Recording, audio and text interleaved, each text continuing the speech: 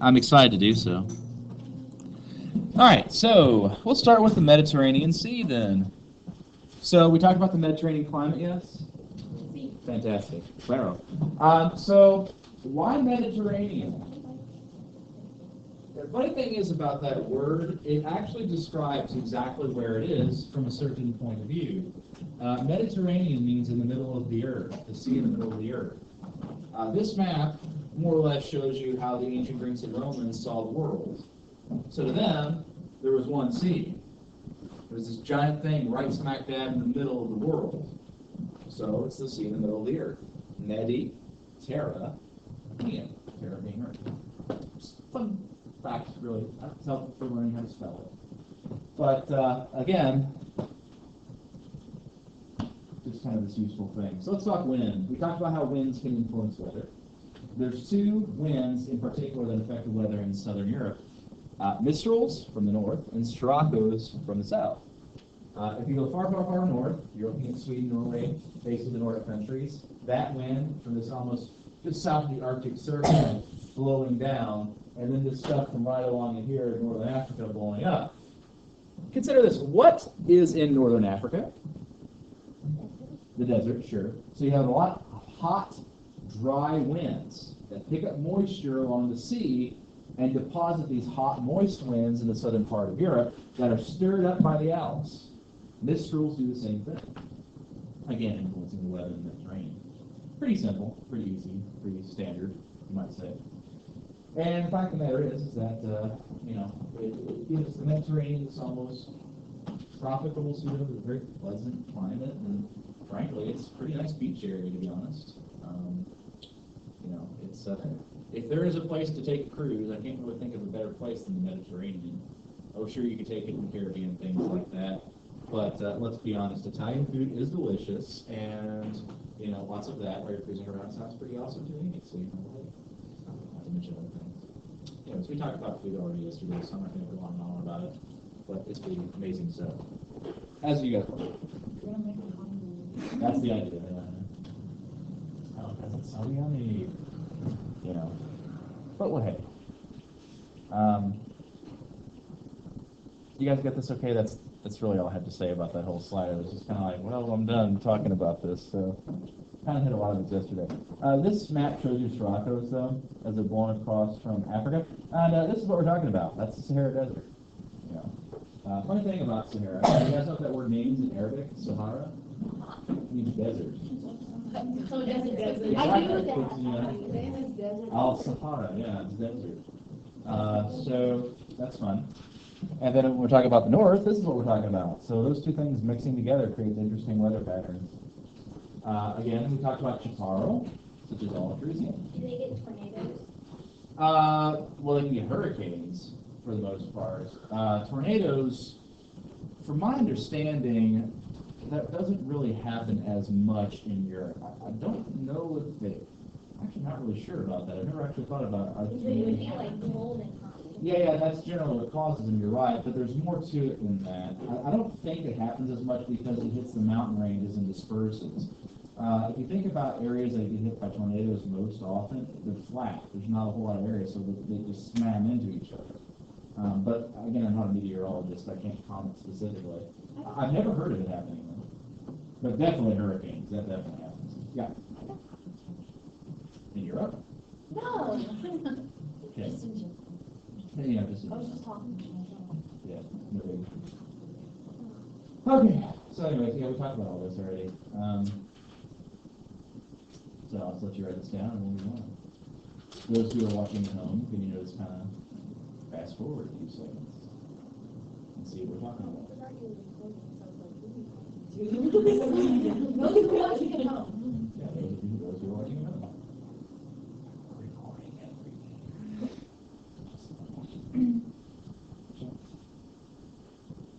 This is probably a good time for me to explain that a lot of these words are unnecessary.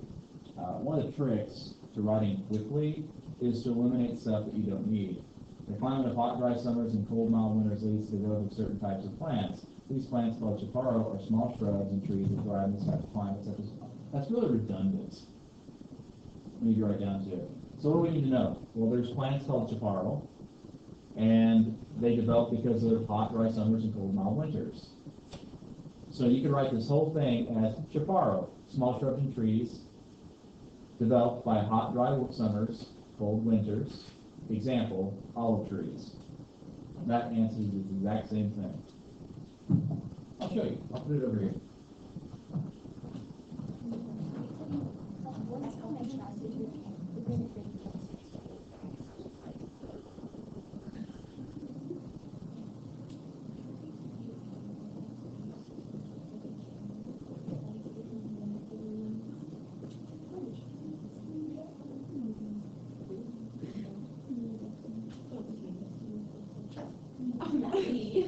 I was just about to say Justin Bieber.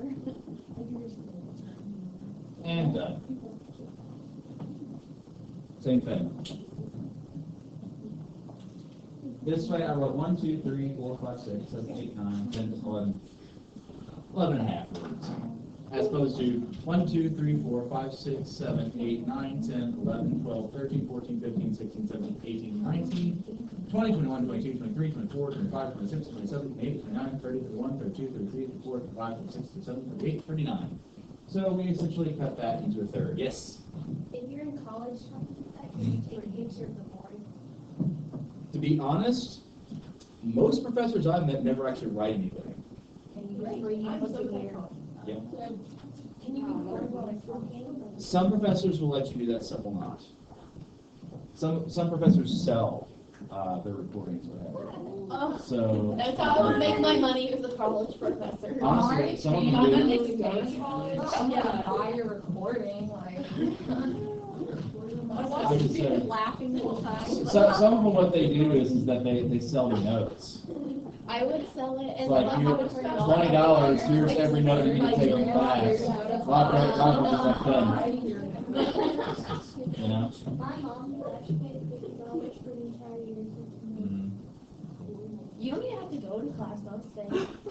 My old teacher, he told me when he was in college that his teacher gave him assignments, but like he would give a due date, but you wouldn't have to turn in, you just have to hand in the whole stack of all your work at the end of the year. Yeah, that's true.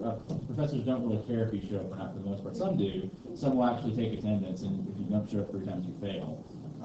But that's kind of rare. Most of them are just kind of the attitude of you pay for the class, so you show up or not, it's up to you. Yeah, it was like more of a serious. That's all.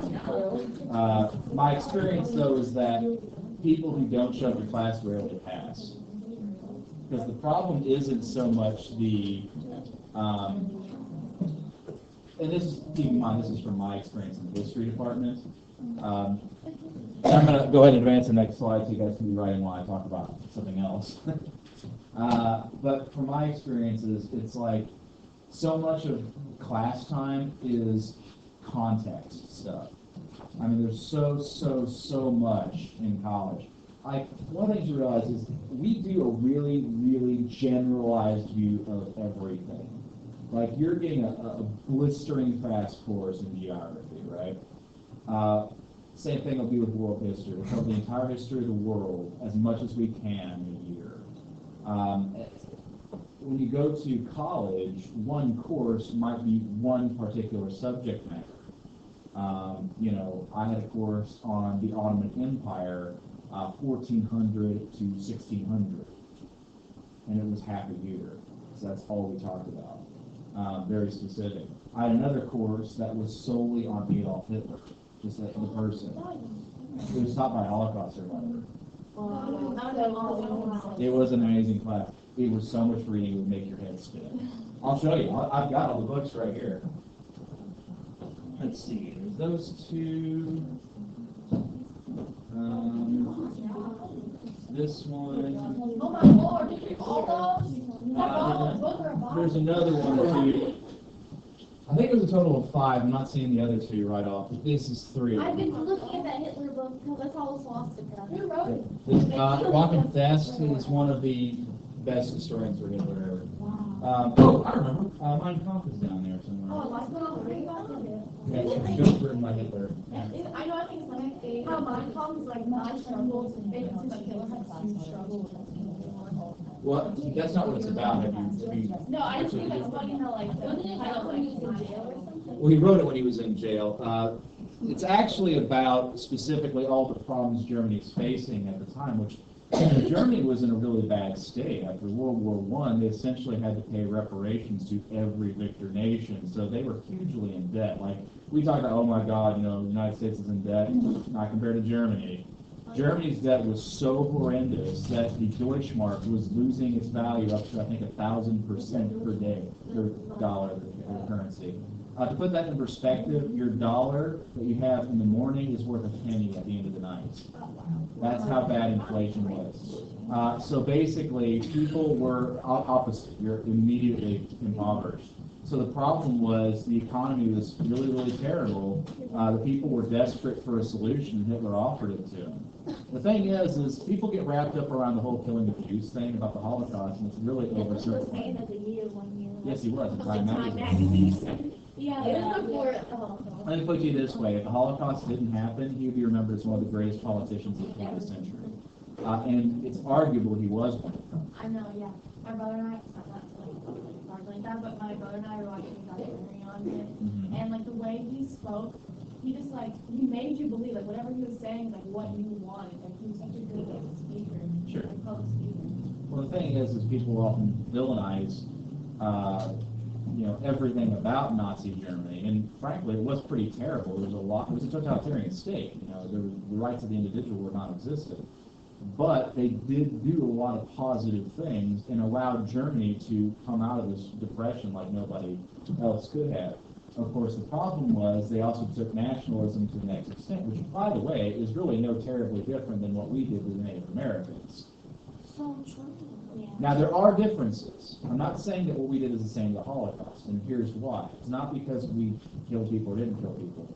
The problem with the Holocaust and what kind of wraps people's heads around it is the fact that concentration camps were essentially factories of death. It's the first time that we take automation, the Industrial Revolution, and apply it to murder. And that's what's truly horrifying. We've taken humanity completely out of everything. It's not even about well, I hate these people. It's just about, okay, I got to kill 1,000 more people today. Okay, everyone line up. That's one bullet. Okay, I killed 10 that time. It's just the complete lack of humanity is what's truly horrifying about it. And it's actually really easy to get people to do that. There's a famous experiment conducted by Stanley Milgram in the United States where he tested to see how many people in America would be willing to kill someone simply because an authority figure says, kill that person. And they came to pretty startling conclusions. They thought no one's going to do that. Whenever he proposed this experiment, found out the vast majority of people would be turned murderers. Okay, basically what he did is he set up an experiment. He told a group of people that he was going to be testing for the relationship between pain and learning, specifically to see if the threat of pain would help you learn something faster. Now, the way he was going to do this is he had this little box that was an electric generator that administered shocks whenever someone pressed a button. Okay? So the idea was that the people that he was testing were not in on the experiment.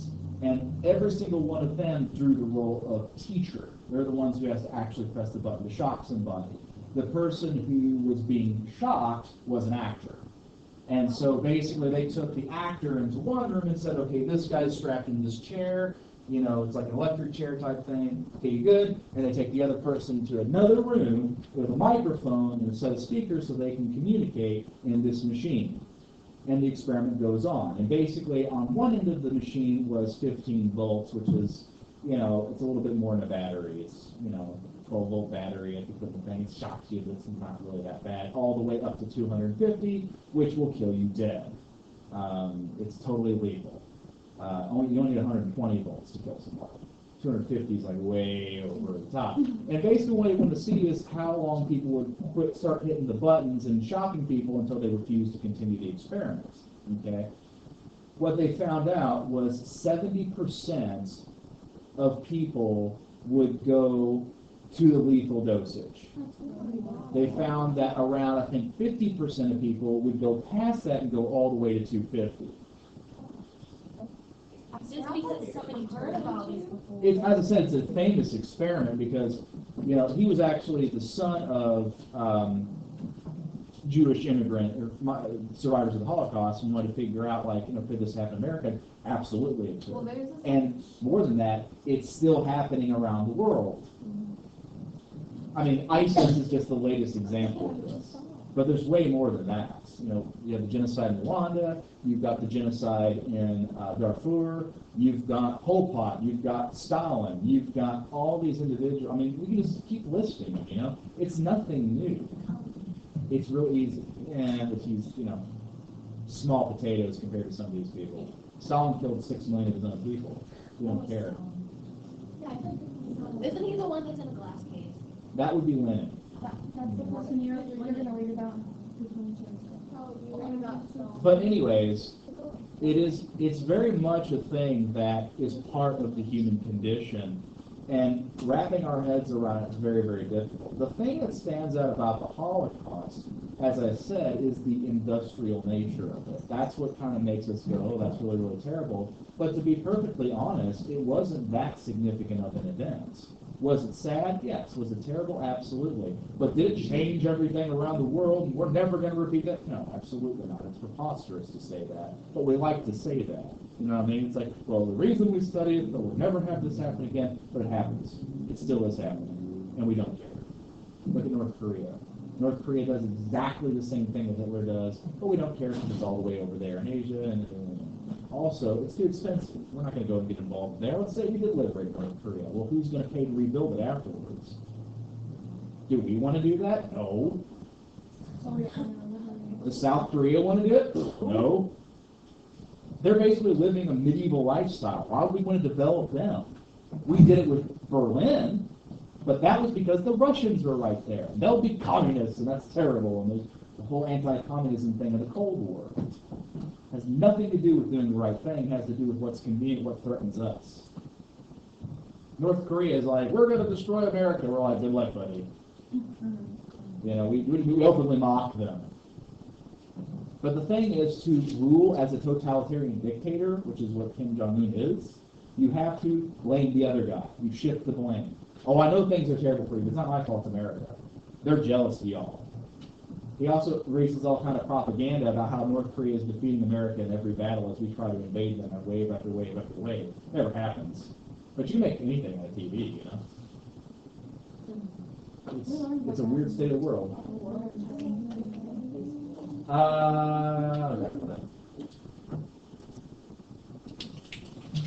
So much easier. These things are fascinating, and actually, I'm getting ahead of myself, but this is what I was going to talk to you guys about today anyways, was history. History in Europe. The things that make its legacy what it is today.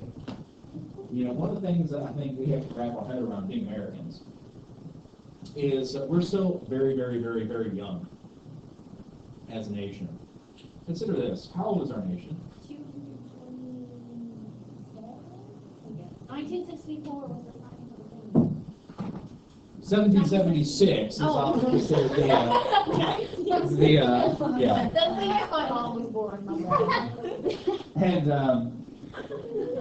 And so, we're looking over 200 years, Not quite 250.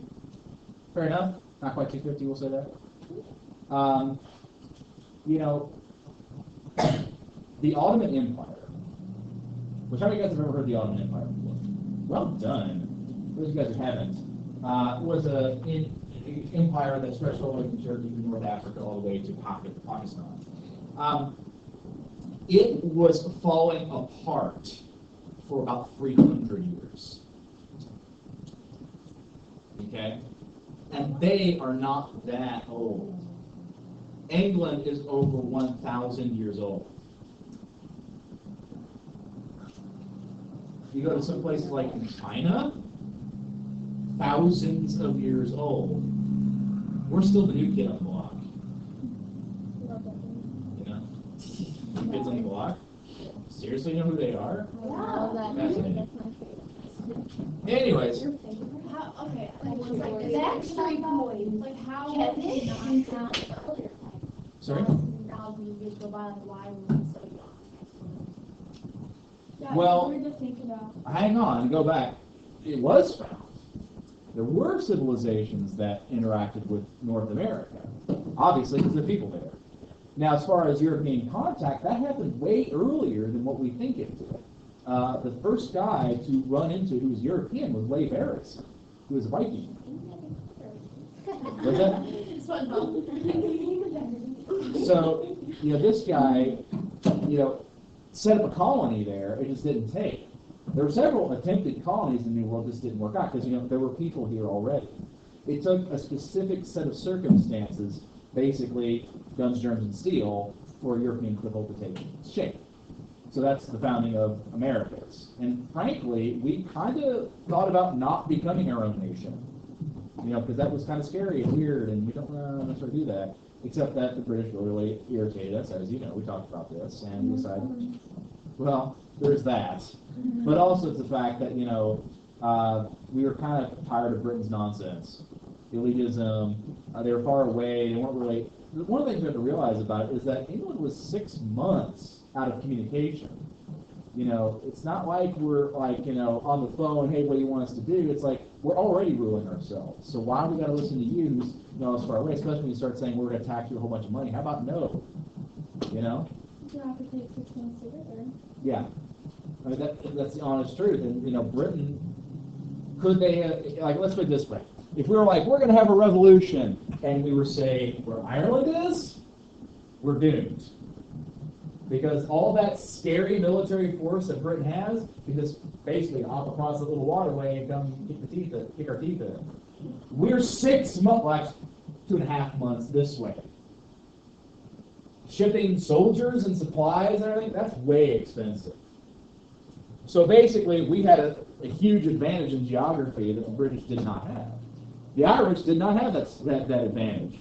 So that's why Ireland basically kept getting beaten down every time they tried to revolt. Scotland could break free every now and again, but that's because essentially they're crazy. But that's awesome. There's some pretty neat stories about Robert the Bruce and some of these other revolutionary type figures. You guys get the gist of that. Let's talk history. Since we're already doing it, let's just move on. Is Russia Asia or Europe? Both. What? There's actually 2 nations that are like that.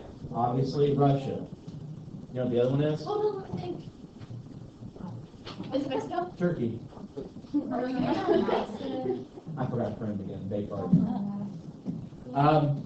But yeah, they're distinctly both, which means their culture is kind of an interesting blend of European and, in the case of Russia, Central Asian. And really the same thing as Turkey. Turkey, of course, comes from the name of the Turks, which was this kind of, they're related to the Mongols, so that same kind of mentality. Central Asian steppe herders who basically settle in. If anyone's watching Game of Thrones, they're essentially the Dothraki. But anyways. Let's talk history.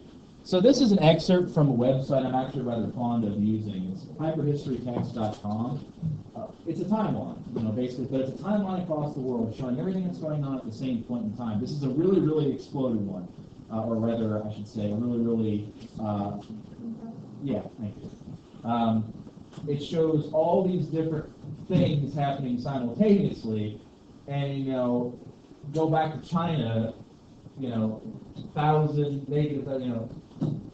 all the way here, 3,000 years of history. It's kind of a big deal. But it also shows you what was going on at the same time, such as the Kevin Roos, and all the other folks going on. But it's just kind of neat to see it expanded out. And I was going to make the point, obviously we talked about it, that most people, when we talk about world history, think of the Holocaust. This is, of course, Auschwitz, with Albert Marfray, which is, work will set you free. Mm-hmm. Which, of course, is kind of a shame that that's what we think about. That's all of European history. The simple fact is there's a lot more to it than this. I remember studying the ancient Greeks and the Romans in the 7th grade, and kind of like that was cool. The establishment of this massive empire on a scale that Europe had never seen before, and it all collapses because basically the Visigoths were mad, and there was a whole lot of corruption and all this kind of neat stuff. And things advanced, we have new technologies, you have the Dark Ages with knights and swords and shields, and goes to the Renaissance, and basically this whole, it was already a soap opera, really, is what history is. To be honest, it's episodic. It only makes sense whenever you put it in the context of everything else happening. What do you guys remember studying from World Civ? Or world history so far? Not have to give me like everything, just give me kind of topics, yeah. Go ahead. Yeah. We did geography in 6th grade, kind of like high school, so we did geography, but not so much. Okay, what do you guys learn in World Civ? We did all the religions, and like the starting of Greek and Roman, and the Byzantine Empire, and the Chinese religions. Interesting. Okay. You guys talk about feudalism? Feudalism is a system of land for service. Kings, queens, that sort of thing. Okay. Why? Why do we have feudalism? It actually is a logical thing. Think about this. I'm the king, so I own all the land, yes? Here's the problem. I can't administer all this land myself. Ain't no one got time for that. So I got to appoint people who I trust to administer land. These are my bros. It's like, Bro Cephas, you have done me great service, so you get this land over here. You're going to rule it, right? And you, Bro Jemima, you're going to rule this side over here. And this little water, way right here, it's Bro Sidon, God of the Roshan. All this different stuff, so I divide it up. And so basically, they're sort of like miniature kings. They're not called kings, that's my title, but they might have other ranks like count or baron or duke or marquess or all these different types of titles. And so they obviously have these massive bits of land that they can't administer, so they appoint their own friends and family members, and it goes all the way down basically to the peasants who actually work the lands. Now, the whole purpose of this, other than administration, is to raise soldiers, specifically knights. One thing you have to realize about medieval warfare is the knight is like the tank of the medieval ages. They had massively thick armor that allowed them to wade through entire armies and not be injured. That's important because to use a sword effectively to kill somebody takes a long time, takes a lot of training. One of the things I think we may have talked about swords a little bit. We talked about swords yet? This thing? I had a pumpkin thing. Yeah. Okay, yeah, you saw the cavalry sword. This is a short sword. It's an oak shot type 13A. Basically, there's a guy named Oakshott who is an archaeologist, came with all these different types of swords. Anyways, the thing to understand about fighting with one of these things, it's not as simple as hacking at somebody and just beating them down with the flat of the sword. Yeah, seriously, have you ever swung a baseball bat at a baseball? Oh yeah. Yeah, it would. But the thing is that it takes a lot of skill to also keep from being injured. You have to understand. The other thing is that the sword was used in a lot of different ways depending on the combatant I'm fighting. One of the strategies was called half sword, which looks like this. This is how you grip the sword. Did I talk about half swording ever? No. Okay, so basically here's the thing. Imagine I'm fighting a dude with armor like that up on the wall. Okay? If I just beat on that armor, nothing's going to happen to him, right? So the blade is effectively useless to me unless I pinch it, and now I can shorten my reach, and I can actually use this in my armored arm piece. I have to talk more about this tomorrow. Such as this, as part of one piece of weaponry. I can actually take it and use it to block and pin their sword, and then use this little bit to get into the nooks and crannies. For instance, if he's shorter than me, I can pin his sword and then go in through and get him through the eye socket. Or I can work my way up through the neck. The artery. Yeah, the carotid artery. I can also, if I can't get it in because he's too well to fit, I can hook it like that. Yeah. I can also use the pommel to strike And essentially, if I really am desperate, I can come back, swing this end over end, and cave in his skull. It is. One of the things you realize very quickly is sword fighting in movies, you see these guys and it's all like, it's back and forth. Sword fighting in history is brutal, nasty, dangerous. It's not something you want to be dealing with. There's actually a martial arts group called the Association for Renaissance Martial Arts. Basically, they study the art of actually fighting with a sword. And they actually have competitions every year where they fight with different types of swords. And one of the things you realize pretty quickly is the average sword fight between two experienced swordsmen ends in about 10 seconds. It's flash, flash, bam, someone's dead. No, they have armor on, usually just a helmet and some basically like a padded shirt, and then they use blades that aren't as heavy. They're actually called blunties. They're basically round on the edges. I mean, this one's actually dull. This guy's seen some combat. You can see some of the nicks and everything on the edges, which is actually why you never slash at somebody and you never block with the sword like this.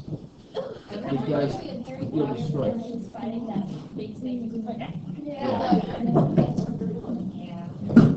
The fact of the matter is that fighting with a sword takes a lot of skill and takes a lot of training so you don't break your sword. It's actually relatively easy to break a sword. This is actually kind of thick, so cutting straight through it's no good. But if I hit it just right on their sword, both our swords might break. And don't want that, obviously. So you'll see that it's a lot of sizing up the opponent, then bang, it's done. That's just kind of how it goes. We'll talk more about the whole thing tomorrow. I'll get all this stuff out, and we'll talk about swords through European history. And then start the song pointing at the wrist. And maybe I'll show you. Actually, I might have just enough time to do it. I'll look on YouTube real quick, see if I can't find the championships tomorrow. You can see one of these combats.